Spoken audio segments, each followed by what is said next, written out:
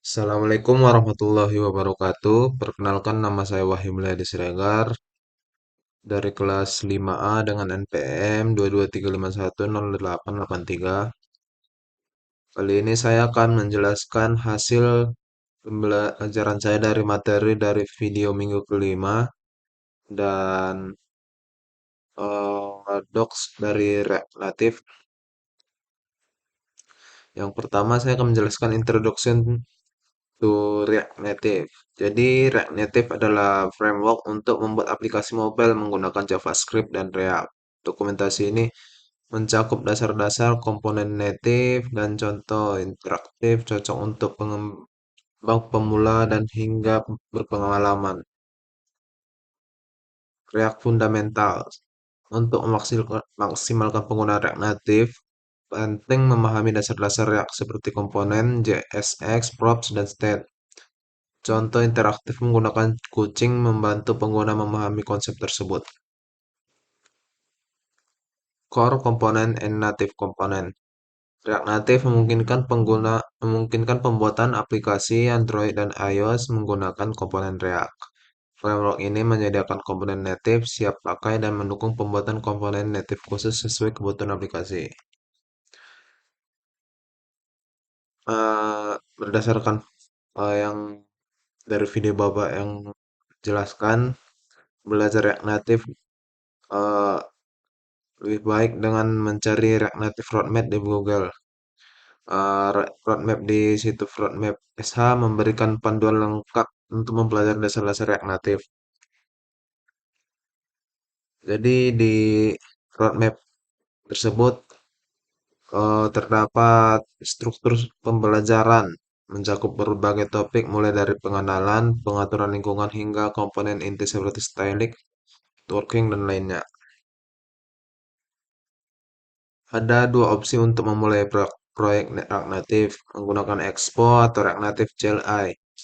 Expo sering digunakan karena kemudahan dan kecepatannya, termasuk fitur Expo Snack. Komponen dan struktur folder. Aplikasi React Native terdiri dari banyak komponen yang ditulis dengan JSX. Struktur folder dapat disesuaikan sesuai kebutuhan aplikasi. Terus, styling di React Native mirip dengan CSS, tetapi ditulis dengan aturan khusus yang disesuaikan untuk tampilan mobile. React Native menggunakan komponen text input untuk menerima input teks dari pengguna. Properti seperti onChange text dan onSubmit. Submit editing digunakan untuk menangani perubahan teks dan aksi pengiriman. Scroll view adalah wadah kulir dapat diberisi berbagai komponen, pengaturan horizontal dan properti paging enabled. Dapat dikonfigurasi untuk pengalaman pengguna yang lebih baik, seperti tampilan gambar dengan zoom di iOS. Fatlist digunakan untuk daftar panjang yang berubah-ubah dengan performa tinggi. Section list digunakan untuk menampilkan data dengan header. Flatlist dan section list ideal untuk daftar item yang diambil dari server. Bertinjau aplikasi dapat review dan testing. Bertinjau aplikasi dapat dilakukan di berbagai platform seperti iOS, Android, atau browser melalui fitur Live Reload yang otomatis memperbarui tampilan saat kode berubah.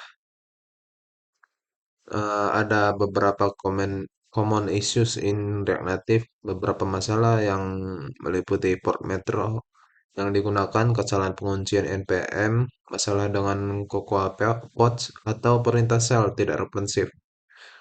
Jadi, pastikan untuk mengikuti panduan seluruh solusi yang diberikan untuk mengatasi masalah tersebut. Di bagian Docs More Resource, pengembang dapat mengakses panduan pengaturan lingkungan, desain, dan tata letak debugging, pengembangan lintas platform, hingga komunitas native. Jadi di Doc More Resource tersedia juga platform seperti Expo untuk pengembangan yang lebih mudah. Baik, sekian dari hasil presentasi saya hari ini. Sekian dari saya. Assalamualaikum warahmatullahi wabarakatuh.